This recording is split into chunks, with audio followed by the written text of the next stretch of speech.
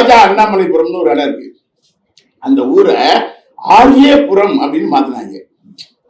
ராஜா அண்ணாமலை இங்கிலீஷ்ல ஆரியபுரம்னாங்க. ஏடிஎம்கே பீரியட்ல ஆரியபுரம் அப்படின்னு மாத்தினாங்க ஒரு போர்டை.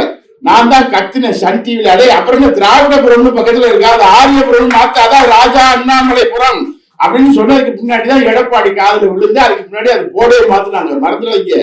இப்பயும் பாத்தீங்கன்னா ராஜா அண்ணாமலைபுரம் எழுதி இருக்க மாட்டான், ஆரியபுரம் தான் எழுதி வச்சிருப்பாங்க. இந்த மாதிரி இந்த திருவிழால வேலை இருக்குல்ல, இதெல்லாம் ரொம்ப பண்ணுவானுங்க இந்த மாதிரியான இந்த குரூப். இப்ப இந்த 300 குழுக்களை அழிச்சவன் எந்த மன்னன்? அவர்கள் தானே சேர சோழ பாண்டியர்கள். இவன் 3 நேரத்துக்குள்ள என்ன செஞ்சுக்கிடுவாங்க, அடிச்சுக்கிடுவாங்க. திரும்ப என்ன சொல்லிட்டாரு, என்ன சொன்னாரு, அந்த மன்னர்கள் சார் ஒரே ஒண்ணுதான் சார், மன்னன்னா என்ன சார் அர்த்தம்? எந்த மதம் மன்னனும் இருக்கட்டும் சார், மன்னன்னா என்ன அர்த்தம்? மக்களை அடக்கியவன் அர்த்தம். அவ்வளவுதான மேட்ரு, மக்களை அடக்கியவன், அவ்வளவுதான். மக்களுக்கான பக்கம் மன்னன் ஆட்சியில் இங்கே இருக்கு. இந்த கேள்வியை கேட்கணுமா வேண்டாமா?